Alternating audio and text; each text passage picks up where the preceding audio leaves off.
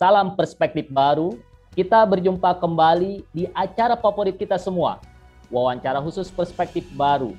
Tentu saja bersama saya Hayat Mansur, host favorit Anda. Hari ini narasumber kita yaitu sosok yang saya yakin Anda semua sudah sering melihatnya, baik di media massa maupun media sosial. Dia adalah Inayah Wulandari Wahid yang akrab dipanggil Inayah Wahid atau bisa juga dipanggil Nay. Hai Nay. Hai, Mas Mansur.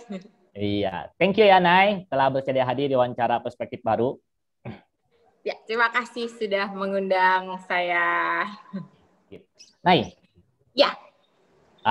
Nay ini aktivisnya banyak loh, selain di Positive Movement, Jaringan Gus Durian, aktor teater juga. Tapi saya mau dari satu sisi dulu, dari Positive Movement ya. Nah, Anda kan bersama teman-teman nih mendirikan Positive Movement, yaitu gerakan generasi Kiwari, generasi masa kini, untuk menyebarkan nilai-nilai kebahagiaan dan semangat positif dalam kehidupan. Nah, di masa pandemi ini, gerakan Anda tersebut menghadapi tantangan sangat berat. Itu karena di masa pandemi ini kerap muncul narasi negatif, seperti ujaran kebencian, bahkan sampai hoax lah di sejumlah media sosial, yang tentu saja dalam hal ini menghubungkan virus corona COVID-19 dengan semua hal atau dikaitkan kemana-mana, termasuk yang paling sensitif nih ke agama. Nah, bagaimana Nay melihat dampak dari konten negatif tersebut, terutama pada kehidupan kita sebagai sebuah bangsa? Pertanyaannya berat sekali ya. Oke. Bagaimana ngelihat dampaknya ya dari hoax dan segala macam, terutama hari ini gitu, dimana semua orang pertama ya banyak banget yang ngomongin soal gini, ngerasa kredibel, ngerasa jadi pakar untuk ngomongin semua hal, terutama kalau dalam masa pandemi ngomongin soal kesehatan gitu, padahal dokter juga bukan, praktisi kesehatan juga bukan, terus berasa paling tahu aja gitu. Itu satu. Terus yang dan kemudian merasa bahwa jadi cukup cakap untuk ngomong kemana-mana gitu. Nah, ini hari ini kita kan lagi mendapatkan gelombang kedua yang kalau kita lihat bahkan kayaknya lebih parah daripada yang pertama gitu ya, daripada waktu 2020. Hari ini angka angka rumah sakit, angka bed occupancy rate-nya udah dibilang mungkin hampir bisa dibilang kolaps gitu. Yang kedua, nakesnya udah banyak yang kena juga gitu. Jadi kondisinya sedang tidak baik-baik aja. Hari ini kita banyak banget nerima berita siapa meninggal, siapa sakit gitu lewat WhatsApp group. Saya yakin semua orang punya WhatsApp group, dan hari ini berbagai macam WhatsApp group itu ngasih berita-berita kayak gitu. Selalu aja ada gitu. Orang yang ngomong, saya hari ini udah ketemu ambulan berapa kali, atau saya hari ini udah ketemu mobil jenazah berapa kali, itu udah nggak terbilang banyaknya gitu. Dan kita sampai di titik ini itu nggak tiba-tiba gitu. Nggak cuman gini, karena ada pandemi terus kita ada di titik ini, enggak gitu. Kita ada di titik hari ini BOL-nya sampai kolaps, nakes sampai sampai kita kehabisan nakes dan segala macam, itu ya karena salah satunya tadi itu gitu, karena ada hoax dan segala macam yang juga kemudian menyokong terjadinya situasi hari ini. Jadi kalau ditanya impact-nya apa, mungkin salah satunya itu gitu hari ini. Impact-nya di mana kita jadi kesulitan untuk menurunkan kurvanya gitu. Nah, dan ini saya rasa impact yang paling kerasa, impact yang paling kelihatan ya, gitu, dari si hoax itu. Apakah banjir narasi negatif seperti ujaran kebencian dan hoax tersebut sudah sangat mengkhawatirkan, membahayakan pluralisme kita?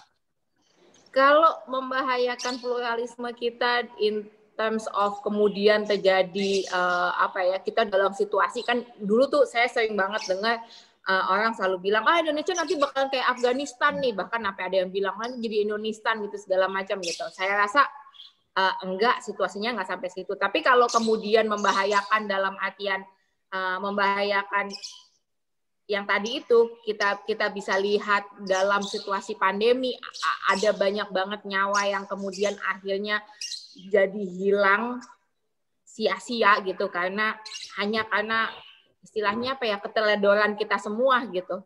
Saya rasa iya. Ini hal-hal yang sebenarnya bisa nggak terjadi gitu. Kita mungkin dari awal kalau penanganannya tepat, kalau semua orang kemudian bekerja bareng gitu ya, instead of kemudian saling menghujat, saling kemudian main paling benar sendiri, terus kemudian muncul narasi-narasi yang contohnya misalnya sudah jelas kan gitu, ini nggak hanya terjadi di Indonesia misalnya, ini di mana-mana. Negara-negara lain juga melakukan hal yang sama, tapi kemudian muncul narasi-narasi misalnya menggunakan narasi agama sebagai cara untuk kemudian sebenarnya untuk kepentingannya pribadi gitu, kayak misalnya udah dibilang jangan ibadah ke tempat ibadah gitu. Semuanya ngalamin kok, bukan cuma Indonesia gitu. Dan banyak pemuka agama sudah bilang nggak apa-apa, kita masih bisa ibadah di rumah. Tapi yang dilakukan kemudian misalnya narasi-narasi yang memaksa, ya harusnya kita ibadah, ini ini negara melarang ibadah di tempat ibadah, takut itu hanya kepada Tuhan dan segala macam. Yang narasi-narasi yang kayak gitu itu menurut saya membahayakan. Nah, sebenarnya seberapa kuat dan seberapa satukah kita sebagai bangsa ini dalam menghadapi pandemi COVID ini? Kalau saya nggak tahu ya, saya udah dari awal pandemi saya mikirnya kalau kita aja nggak berhenti kayak gini, narasi-narasi yang tadi gitu ya, narasi-narasi yang kemudian sibuk mempertentangkan agama dengan sains kemudian gitu ya, seakan-akan ketika narasi-narasi untuk kesehatan itu muncul atau untuk kepentingan publik itu muncul, itu dianggap melawan agama, atau juga narasi-narasi yang kemudian digunakan oleh kepentingan tertentu untuk misalnya bilang ngecap, ini kelompok, ketika misalnya mengkritik gitu, ini kelompok kadrun, ini kelompok apalah segala macam gitu-gitu, itu terus-menerus digunakan gitu ya. Saya nggak tahu, dari 2020 tuh saya suka batin gini, kalau pandemi yang mengubah dunia ini aja nggak bisa menyatukan kita, I don't know what will. Saya nggak tahu apalagi yang bisa nyatuin gitu. Dan ini yang hari ini terjadi, titik yang kita hadapi hari ini, ya itulah, ada yang setengah sibuk menggunakan narasi agama, ada yang setengah sibuk menggunakan narasi politik untuk yang tadi itu gitu, ngasih label apalah segala macam gitu, sibuk merasa paling benar sendiri. Oke nih, nah situasi yang terjadi pada hari ini adalah juga media sosial itu menjadi ajang untuk persemaian benih-benih intoleran, dan kita tahu media sosial di Indonesia itu mayoritas penggunanya adalah generasi Kiwari, generasi masa kini. Nah, apakah generasi Kiwari ini terlibat dalam penyebaran konten narasi negatif ini? Iya, tentu saja. Meskipun menurut kita saya beberapa kali menemukan data juga yang paling banyak kemudian menyebarkan hoax dan segala macam itu biasanya generasi di atas Kiwari gitu, for not saying boomers gitu ya misalnya gitu. Tapi kemudian itu juga banyak kemudian banyak sekali ucapan-ucapan yang kolokial gitu, yang kemudian sangat familiar ketika ngomong gini, aduh capek deh nanggepin Bude, Pak D, Eyang, apalah segala macam di WhatsApp grup yang nyebarin hoax misalnya. Itu sering banget kita dengar gitu. Itu familiar banget gitu. Tentu angkanya berapa secara data saya nggak punya gitu. Tapi itu sesuatu yang kalau menurut saya kolokial gitu. Umum banget, familiar banget kita dengar, itu satu. Yang kedua, tapi bukan berarti juga generasi Kiwari gitu ya, milenial dan adiknya Z gitu,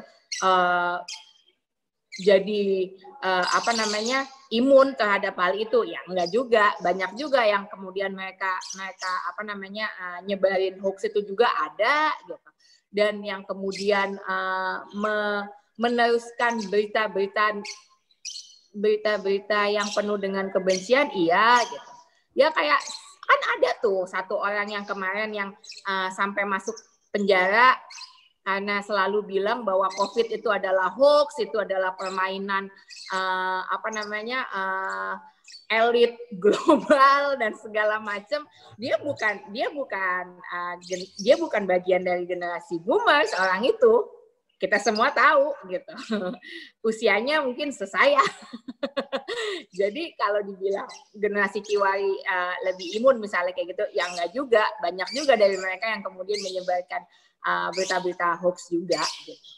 Nah, apa faktor penyebabnya mereka bisa ikut menyebarkan konten negatif ini? Saya rasa saya nggak punya jawaban yang satu untuk semua, dan saya juga nggak punya jawaban yang valid ya. Tapi kalau kemudian ini saya sih saya rasa banyak ya faktornya mungkin gitu. Tapi saya rasa hal-hal seperti misalnya banjir informasi, lalu juga adanya misalnya algoritma di sosial media yang seakan-akan membuat kita sering mendengar atau kita sering mendapat hal-hal baru, tapi sebenarnya yang kita dapat ya itu lagi gitu kan. Adanya echo chamber gitu kemudian gitu, dan adanya mungkin yang sekarang sering banget muncul itu adalah Dunning-Kruger effect yang kita sering lihat, kayak baru baca sedikit tuh sudah berasa paling tahu gitu. Yang era post-truth kan kemudian yang muncul hal-hal seperti itu gitu. Jadi ya saya rasa sih faktornya mungkin banyak ya gitu. Dan banjir informasi itu yang kemudian begitu banyak, padahal sebenarnya informasinya itu juga informasi yang pendek-pendek sih, permukaan bukan sesuatu yang dalam misalnya gitu. Itu juga mendukung saya rasa. Apa sih sikap yang paling diharapkan dari generasi Kiwari, atau sikap yang harus kita lakukan sebagai individu menghadapi banjirnya narasi negatif ini di media sosial di masa pandemi COVID-19 ini? Ya, sebenarnya banyak yang bisa kita lakukan gitu ya. Yang pertama, terutama kalau dalam situasi pandemi ini gitu, itu yang paling penting sih menurut saya adalah saring sebelum sharing itu ya.